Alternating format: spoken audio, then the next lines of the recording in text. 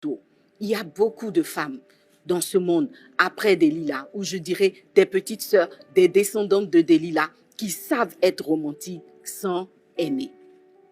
Les filles, à ce stade, je voudrais vraiment nous exhorter à ne pas être des romantiques sans amour. Parce que le romantisme sans amour a toujours des conséquences négatives. Les maîtresses, bien souvent, vont manifester un romantisme sans amour. Pourquoi je dis cela? Peut-être qu'elles pensent qu'elles aiment, mais en vérité, elles n'aiment pas. Si tu es une maîtresse et que tu prives une femme, n'est-ce pas, de l'amour et de l'attention de son mari, tu es peut-être romantique, mais tu n'es pas en train de manifester de l'amour. Si tu es une maîtresse, une concubine, et que tu empêches un homme de mettre ses enfants à l'école, de payer la scolarité de ses enfants, de s'occuper de sa maison, peut-être que tu es romantique, mais tu n'es pas en train de manifester de l'amour. En conclusion de ce niveau de notre développement, on peut donc dire que, certes, romantisme et christianisme ne sont pas opposés, mais il faut savoir mettre le romantisme à sa place, n'est-ce pas? Il faut savoir mettre le romantisme à sa place. Ça veut dire que le romantisme doit intervenir dans un cadre dédié, c'est-à-dire dans le bon cadre et poursuivre les bons objectifs, n'est-ce pas?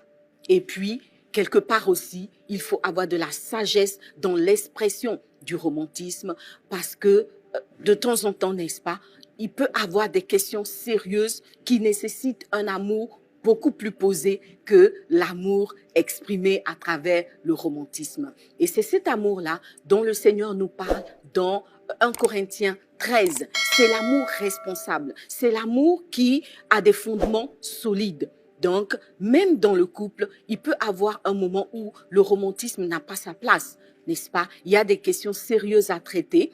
On ne va pas aller chercher midi 14 heures. Il faut aimer avec responsabilité, n'est-ce pas? Il faut aimer avec responsabilité. Par exemple, une femme qui apprend que son conjoint l'a trompée, pour régler la question, elle va pas aller chercher le côté romantique de l'amour, n'est-ce pas? En général, elle ne le pourra même pas. Elle va même pas trouver l'énergie et la force de faire intervenir le romantisme là. De temps en temps, il y a des femmes qui réussissent. Des fois, moi, je me suis demandé si elles sont un peu sadiques ou maso. Bon, en tout cas, je sais pas trop, mais il y a des moments où l'amour va nécessiter un fondement beaucoup plus solide. Et c'est cet amour-là que la parole nous présente dans 1 Corinthiens 13. C'est l'amour responsable, l'amour qui va pardonner, l'amour qui ne va pas chercher son seul intérêt, l'amour qui va chercher le bien de l'autre, etc.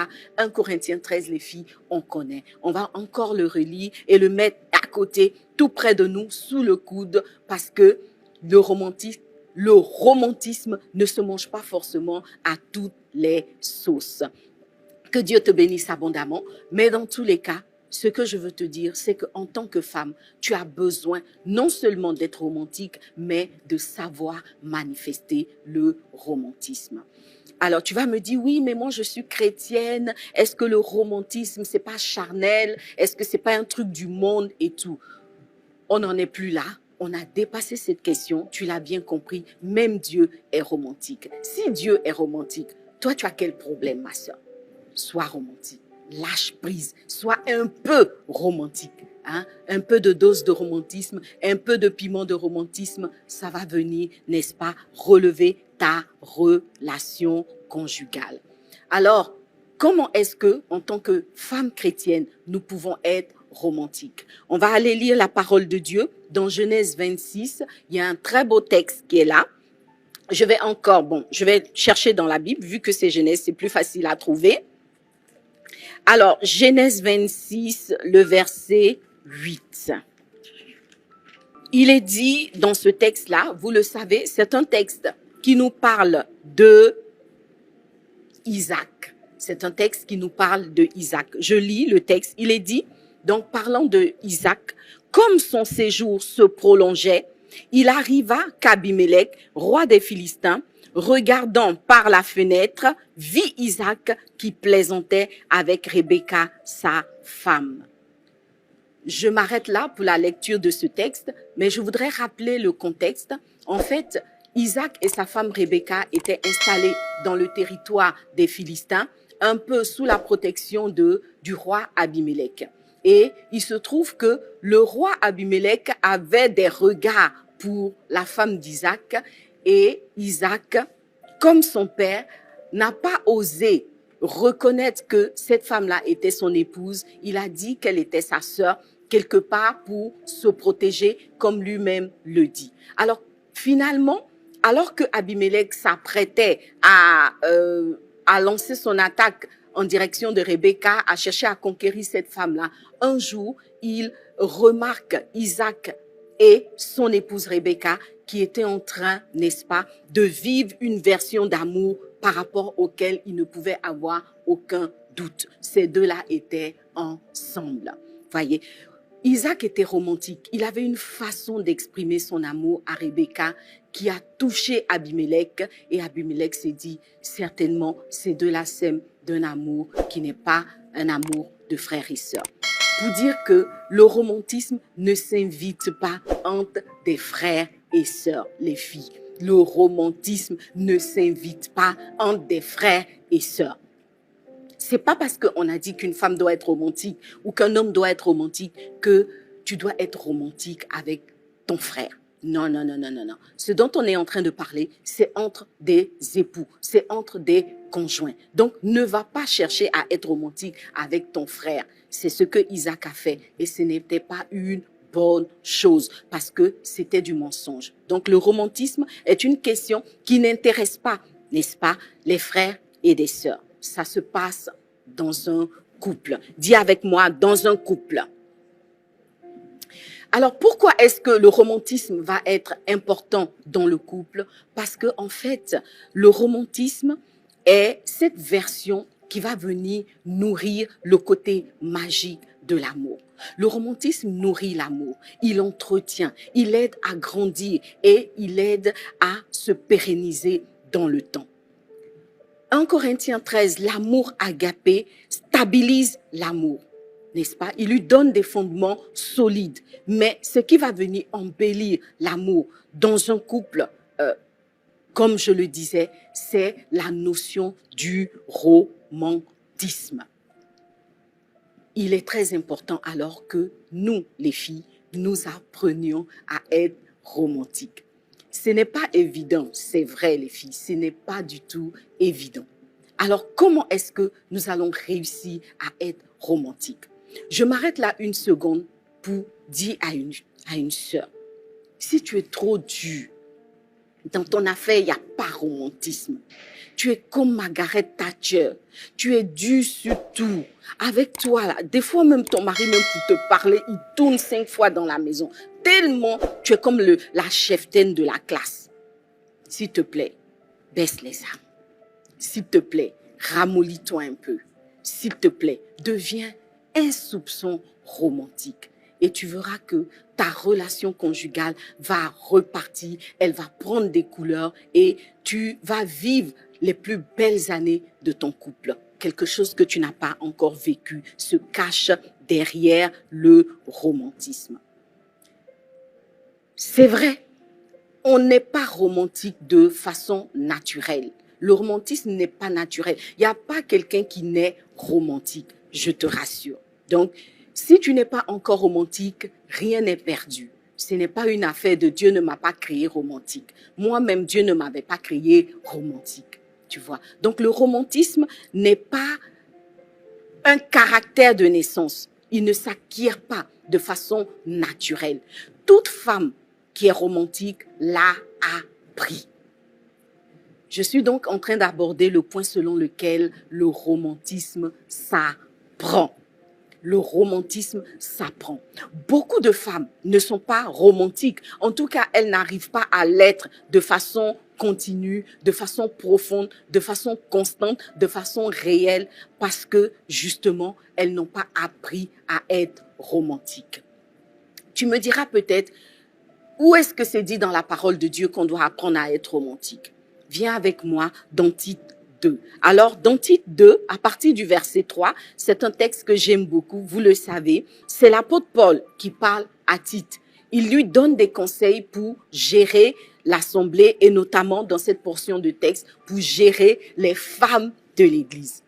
Sista, ça c'est un conseil pour toi, femme en Christ, femme chrétienne, fille de Dieu, princesse de l'Éternel. Alors, qu'est-ce que Dieu dit te concernant? Il dit que les femmes âgées doivent aussi avoir l'extérieur qui convient à la sainteté, n'être ni médisantes, ni adonnées au vin, qu'elles doivent donner de bonnes instructions. Je ne vais pas m'appesantir sur cette première partie du verset, mais à partir du verset 4, il est dit, dans le but d'apprendre aux jeunes femmes à aimer leurs maris et leurs enfants. Quelqu'un dirait, voici ça. C'est ça qui est là. Alors la parole de Dieu nous recommande en tant que femmes matures d'apprendre à aimer. On ne peut pas apprendre à quelqu'un d'autre ce que soi-même on n'a pas.